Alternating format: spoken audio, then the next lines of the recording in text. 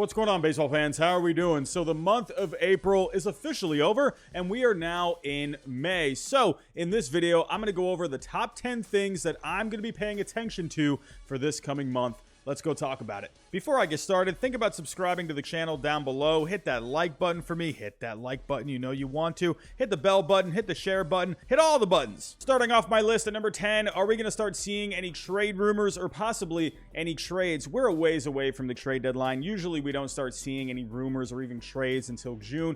But I've seen some rumors before in May, so I don't see why we couldn't see any this season. Frankie Montas, actually last month, there were some rumors that the White Sox and the A's were in some deep talks for Frankie Montas to go to the White Sox, but we never saw anything materialize. But Frankie Montas, the A's are playing better than expected, but how long will they keep that going? I don't know. But Frankie Montas, absolutely a trade candidate this year. You got someone like Luis Castillo as well on a rehab assignment right now, but Luis Castillo, very good on a bad Reds team. I don't see why he couldn't be a trade candidate. He was a trade candidate pretty much the entire offseason. We got a couple of guys on the Nationals like Josh Bell. We got Nelson Cruz as well. Nelson Cruz not really off to a great start, but Josh Bell actually off to a very good start, hitting .365. There's even someone like Andrew Benintendi on the Kansas City Royals. The Royals are actually still in the mix in the AL Central. Benintendi 1 year away from free agency. He's off to a really good start, hitting .373. So I wonder, would the Royals want to trade him? Maybe they would like to see if they can get him signed up to an extension. We'll have to wait and see. But there's also the Baltimore Orioles. They got some players on here. We got guys like Trey Mancini, guys like Jordan Lyles, guys like Anthony Santander, maybe even Cedric Mullins or Austin Hayes. Who knows? But there are some trade candidates out there, and I wouldn't be surprised if we start seeing some rumors this month. At number 9, will Joey Votto turn it around? Joey Votto off to a horrible start this year.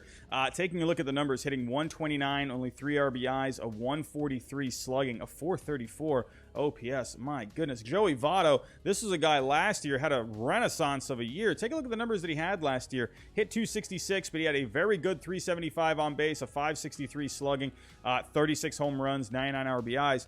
I don't know. Are we past that point now of Joey Votto putting up those kind of numbers again? On Fangraphs, he is actually the worst player in Major League Baseball with a minimum of 50 plate appearances.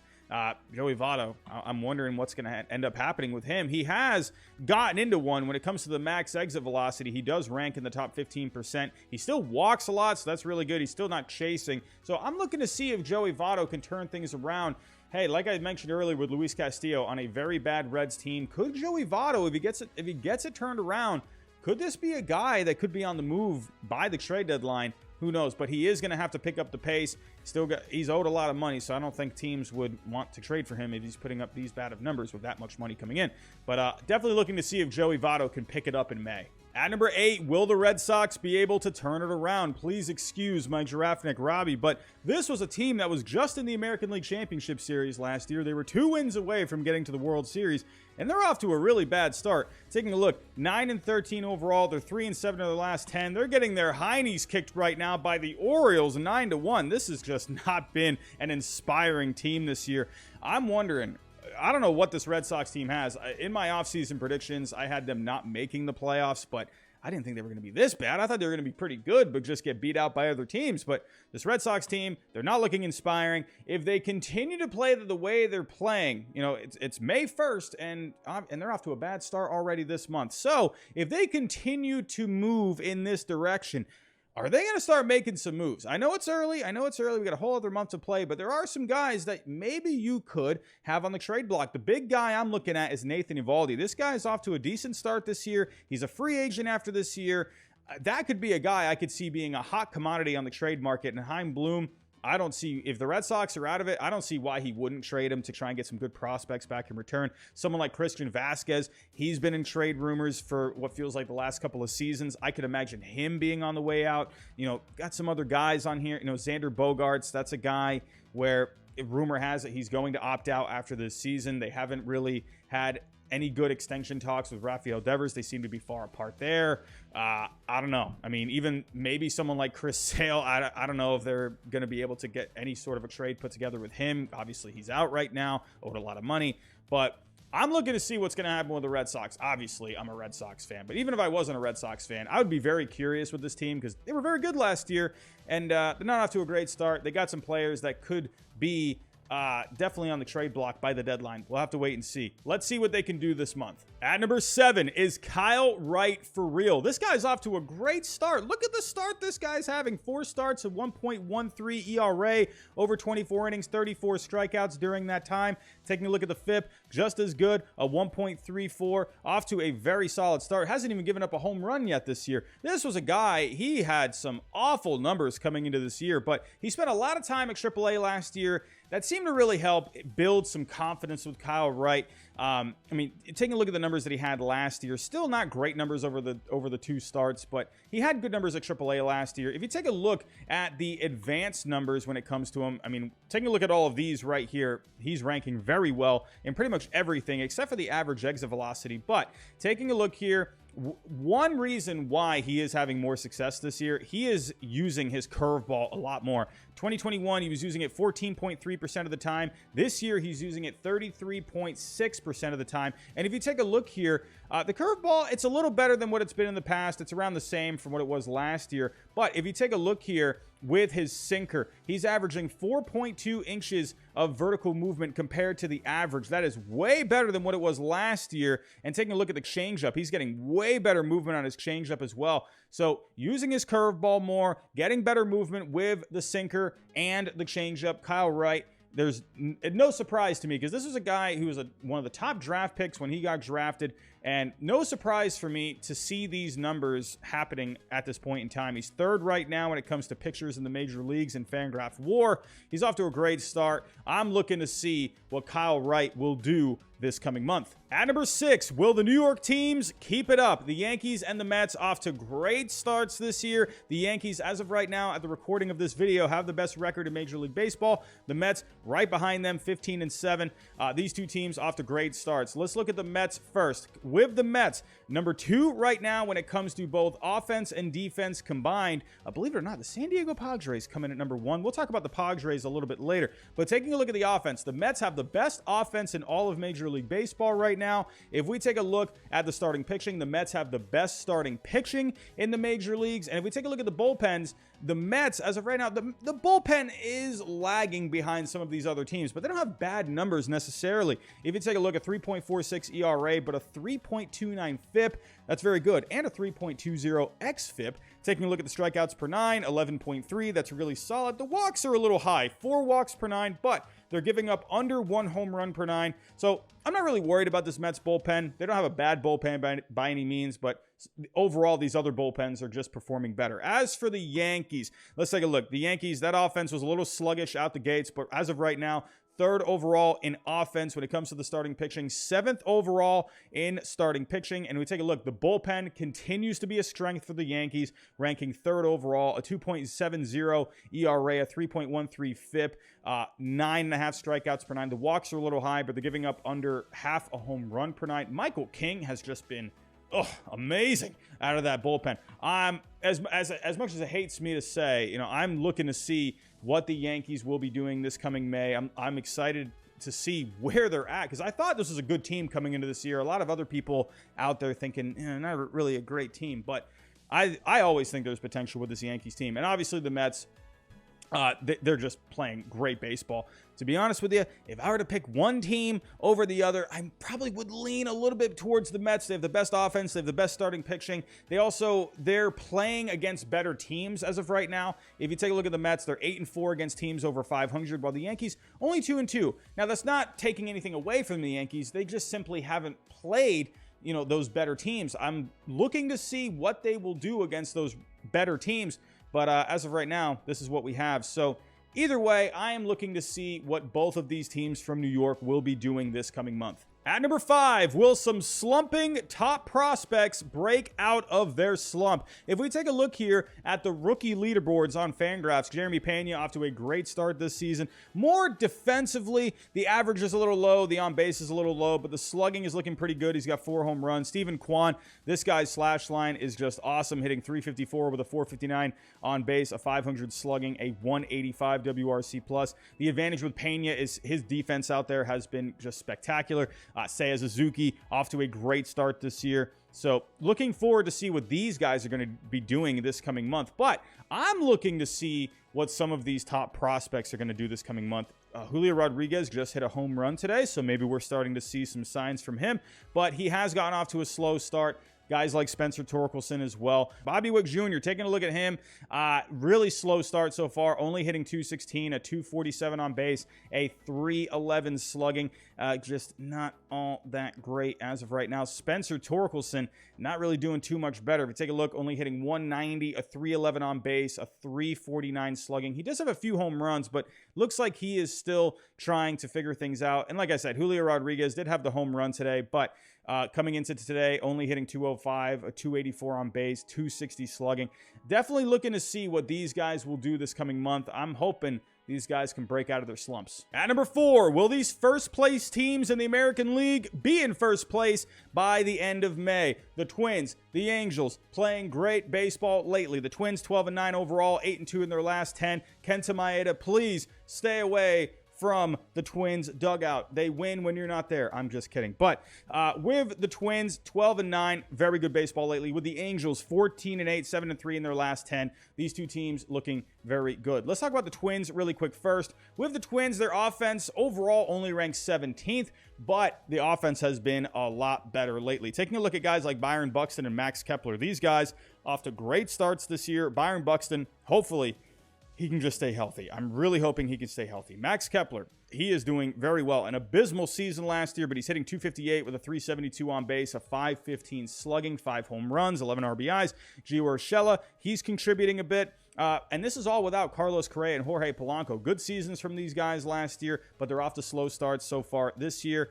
This offense looks very good, and that's without Correa and Polanco. With the Twins, their starting pitching has looked solid. 9th overall when it comes to the starting pitching. If we take a look at some of these guys, Chris Paddock, they just got in a trade earlier this year. He has looked very good with the Twins so far. Joe Ryan has looked awesome. Him and Bailey Ober coming over to the Twins last year in trades. But Joe Ryan, Bailey Ober looking very good. Bailey Ober's xERA at 5.40, but the FIP is 3.51. So I think Bailey Ober, nothing really to worry about there. Dylan Bundy, bad season last year, but he's doing good with the Twins here. So hoping he can keep that up. Sonny Gray, only 2 starts as of right now. If we take a look at Sonny Gray, he's on a rehab assignment, having problems with the hamstring.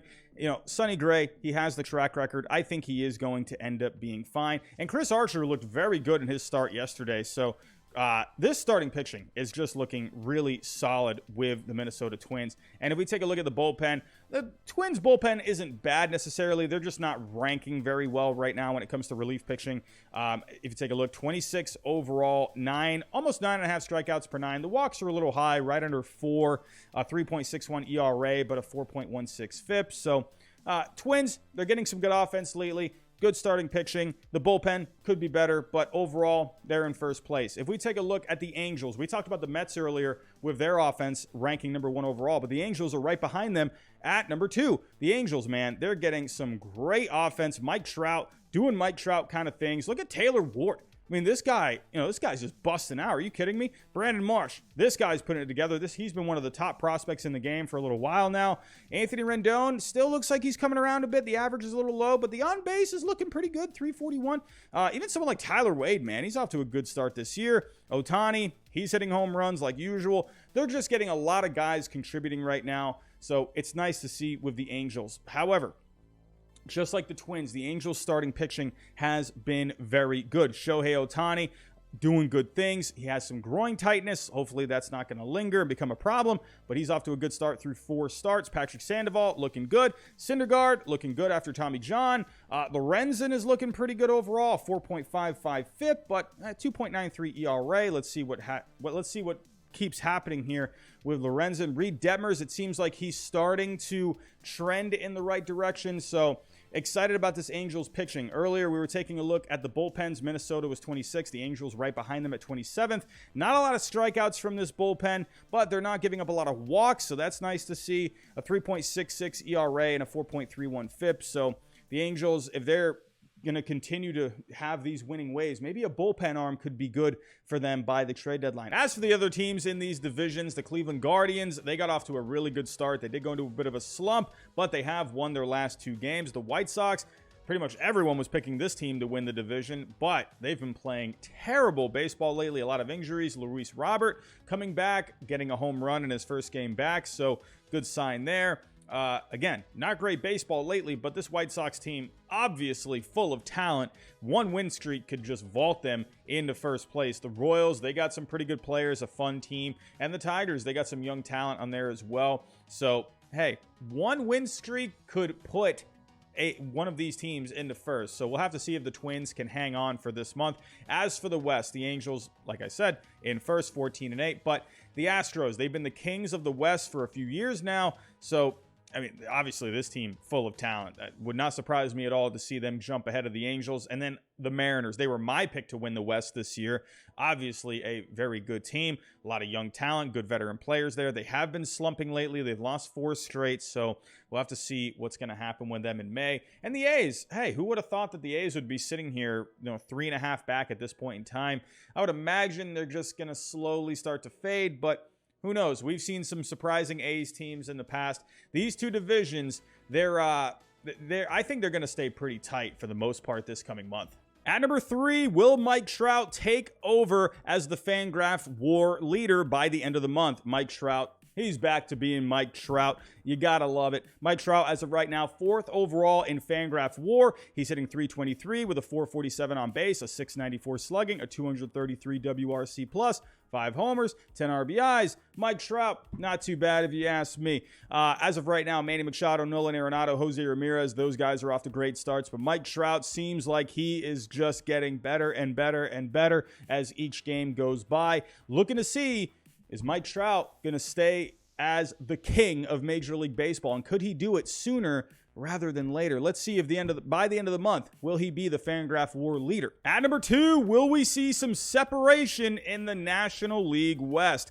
Man, oh man, this division has been rather tight through this first month. Look at the Giants, still in first place. I mean, hey, the Giants, no one saw them winning the amount of games they did last year. And hey, even myself, people saying they're going to take a step back this year. Well, take a look here at the San Francisco Giants. Still looking very good here. 14-7, first place. LA Dodgers. Hey, we all know what the Dodgers can do. Very good team. Clayton Kershaw, congratulations to him. Dodgers still looking very good. The Padres, as we saw earlier, taking a look at the overall leaderboards when it comes to the team rankings. The San Diego Padres right now, according to the Fangraph WAR, when you're looking at both the offense and the defense, they're the best team in Major League Baseball in that department. So San Diego Padres, man, that defense looking really good this year. So keep note of that. The Padres looking very good. Let's see if they can keep this up. And that's all without Fernando Tatis Jr.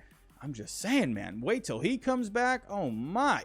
And the Rockies, they got off to a bit of a surprising start here. I mean, I've been a big fan of the Rockies, since this offseason. I love the addition of Chris Bryant. I like their lineup. I think their starting pitching is pretty decent overall. I like some of the arms in the bullpen. And the Rockies, it seems like they're starting to come back down to earth a little bit. 4-6 in their last 10, but they've won 2 in a row. But the Rockies still hanging around, 2 games back. And even the Diamondbacks, horrible record last year, but they're only 4.5 back. I know the Rockies and the Diamondbacks, they got bad run differentials, but hey, they're both still sticking around. The Diamondbacks 4.5 back. I mean, I would imagine with the Diamondbacks, you're probably going to start seeing them fall back more this month, but who knows? Maybe they could get hot and they can put themselves right back into this mix, but it's an exciting division. Looking to see what's going to happen this month. And coming in at number 1 are the Miami Marlins. For real, the Miami Marlins, man. They're playing some good baseball lately. They've won 7 straight games, 8-2 in their last 10, 12-8, only 2 back of the Mets. Taking a look at the Marlins, this is not a fluke by any means. They're playing great baseball, and the numbers show it. They are 11th overall in the offense right now. Jazz Chisholm having a very, very good year.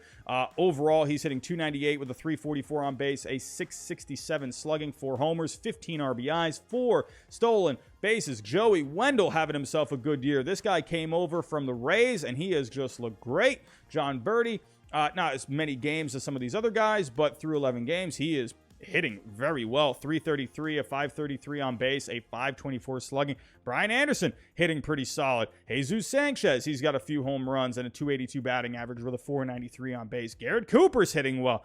I mean, look at Brian De La Cruz. He's hitting well too. They got some bats going here in Miami, and you got to love it. But the strength of the Miami Marlins is the starting pitching. 6 overall in Major League Baseball right now. You got to love it. We all knew the starting pitching was going to be really good. But man, oh man, this pitching is looking phenomenal. Pablo Lopez, he's off to an amazing start. Look at the numbers here. Through 4 starts, a 0.39 ERA. Are you kidding me? A 1.59 FIP. Not a lot of strikeouts, but this guy's just getting it done. Jesus Luzardo, this guy's back. Look at the numbers. 4 starts, 3.10 ERA, a 2.26 FIP, over 12 strikeouts per 9. You gotta love it. Sandy Alcantara, solid. Trevor Rogers has a high ERA, but a 2.99 FIP.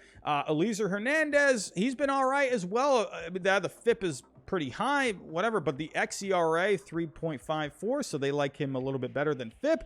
So overall, the starting pitching is looking very good. Now, the one question mark is the bullpen with the Miami Marlins as of right now. We were taking a look at the Twins and the Angels earlier, and the Marlins, they're right behind them at 28th overall. Not a lot of strikeouts. The walks, kind of whatever, about 3.5, but not a great strikeout to walk ratio, but they're keeping the ball in the yard under a home run per 9. 3.21 ERA overall and a 3.71 FIP. So not bad numbers necessarily. They just need to start striking out some more guys and walking a few less guys. When we take a look at the bullpen overall, Anthony Bass, he's off to a good start through 11 games, has a 2.78 FIP. Taking a look at someone like Steven Okert through 7 games, he's got around 13 strikeouts per 9. He does walk some guys, but overall, pretty good numbers. So I'm looking to see what the Marlins are going to do this coming month. Could we finally see this Marlins team put it together? I don't know. Are we getting some 2003 Marlins vibes here? We're going to have to wait and see. I'm going to be paying attention to this team this month. So those are the 10 things that I'm going to be looking forward to this coming month. Tell me down below in the comments, what are you going to be looking out for? But that's all I have for this video. Thanks for watching, and I'll talk to you next time.